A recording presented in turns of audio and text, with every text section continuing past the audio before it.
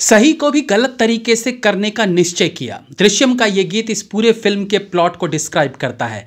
एक होता है सामने वाले को सच बताना और एक होता है सामने वाले के दिमाग में सच को बिठाना। इसी उलझन में फंसते दृश्यम 1 के कई गवाह ये तय ही नहीं कर पाए कि विजय सलगांवकर सच कह रहा था या पुलिस, और सबूतों के अभाव में एक चौथी फेल आदमी अपने परिवार को बचाने के लिए पूरे पुलिस महकमे का मजाक बनाकर रख देता है। और अब 7 साल बाद जब एक बार फिर उस मर्डर की गुत्थी को सुलझाने की पुलिस शुरुआत करती है तो क्या कुछ होता है वो इस फिल्म में देखने को मिलता है, जिस पर आज हम चर्चा करेंगे। फिल्म है दृश्यम 2।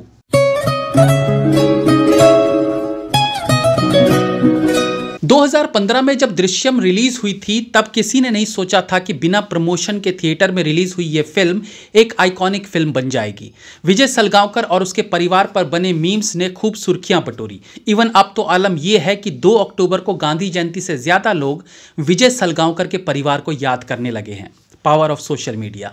एनीवेज, इस बार की कहानी में अजय देवगन यानी विजय सलगांवकर को परेशान करने के लिए एक और कैरेक्टर को ऐड किया गया है जो है Akshay Khanna. Of course Akshay Khanna film को और इंटरेस्टिंग बनाते हैं। फिल्म की शुरुआत वहीं से होती है जहां पहला पार्ट खत्म हुआ था और सामान्य सी जिंदगी निभा रहे विजय सलगांवकर के परिवार पर आफत तब आन पड़ती है जब उस केस की दोबारा से तहकीकात शुरू होने लगती है। एक्चुअली कहानी ऐसी है कि थोड़ा बहुत भी मुंह से ज्यादा निकल गया तो मजाक किरकिरा हो सकता है, इसलिए कहानी सुनाने पर यहीं विराम लगाते हुए टेक्निकल एस्पेक्ट्स पर बात करते हैं। देखिए, नॉर्मली तो कुछ एक एक्सेप्शन छोड़ दें जैसे लगे रहो मुन्ना भाई या बाहुबली, तो maximum time second part Impress नहीं कर पाता है। एटलीस्ट पहले के मुकाबले वो उतना इंटरेस्टिंग नहीं लगता है। बट दृश्यम में ऐसा नहीं है। यहां पिछले पार्ट की लेगेसी को बरकरार रखा गया है और 7 साल के बाद बनाया दूसरा पार्ट पहले पार्ट की या तो बराबरी करता है या कुछ मौकों पर उससे भी बेहतर निकल कर आता है। फिल्म का स्क्रीन प्ले ऐसा है कि आपको ज्यादा देर रिलैक्स होने का मौका नहीं देता। हालांकि फिल्म का फर्स्ट हाफ कैरेक्टर एस्टेब्लिशमेंट में निकल जाता है, लेकिन वहां भी सेकंड हाफ में घटने वाले सरप्राइजिंग एलिमेंट्स की नींव रखी जाने लगती है। और इसी फर्स्ट हाफ में कुछ ऐसे कैरेक्टर्स, कुछ ऐसे सीन्स देखने को मिलते हैं जिन्हें एक्चुअली क्लाइमैक्स के लिए संजो के रखा गया था।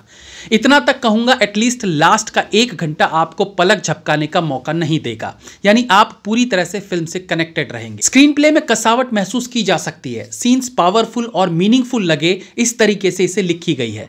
इंटरवल से पहले के सीन में जब अक्षय खन्ना कहते हैं फिल्म वो शुरू करेगा, खत्म हम करेंगे, उसके बाद के सीन में अजय देवगन जो नशे में रहते हैं चेयर से उठने की कोशिश करते हैं लेकिन फिर वापस धड़ाम से चेयर पर बैठ जाते हैं, यानी वो उठ नहीं पाते, कमजोर नजर आते हैं। इसके बाद से ही आगे के सीन्स में अक्षय खन्ना विजय सलगांवकर पर भारी पड़ना शुरू हो जाते हैं। यानी अजय देवगन के उस पिछले सीन से ये पता चलता है कि अब वो पुलिस के सामने कमजोर पड़ जाएगा, सबूत उसके खिलाफ मिलेंगे, वो बैकफुट पर आ जाएगा। इसी प्रकार से कुछ बेहतरीन डायलॉग्स भी सीन्स को सपोर्ट करते हैं। एक्टिंग की बात करें तो अजय देवगन में वाकई में वो कलाकारी है जहां फ्लैट फेस से सारे भाव दिखाए जाते हैं जो अक्सर आर्ट फिल्म्स के एक्टर्स में देखे जाते हैं। वो अपने भावों को बड़े सामान्य तरीके से दिखाकर दर्शकों को अपनी फीलिंग समझा देते हैं। देखा जाए तो ये कैरेक्टर भी ऐसा ही है जहां बिना शोरगुल के अपना हीरो अनएक्सपेक्टेड चीजें कर जाता है जिसकी किसी को आशा भी नहीं थी।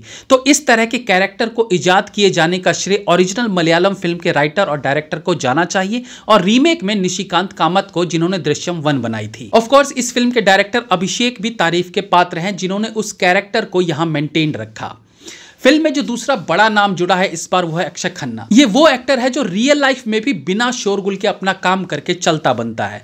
फिल्म में वो आईजी की भूमिका निभाते हैं जिनका अगेन अपनी एक्टिंग ही नहीं बल्कि डायलॉग डिलीवरी पर भी जबरदस्त कमांड दिखता है। इस फिल्म में अक्षय खन्ना का आना मतलब पहले दृश्यम से किसी कैरेक्टर के रोल का छोटा होना तय था और ये रोल छोटा हुआ है तब्बू का। लेकिन अक्षय खन्ना को फिल्म में लाने के लिए स्पेस था क्योंकि तब्बू अब रिजाइन देकर लंदन चली गई थी, तो उसकी जगह इन्वेस्टिगेशन ऑफिसर को तो आना ही था। And I guess Akshay Khanna के रूप में ये परफेक्ट चॉइस थी।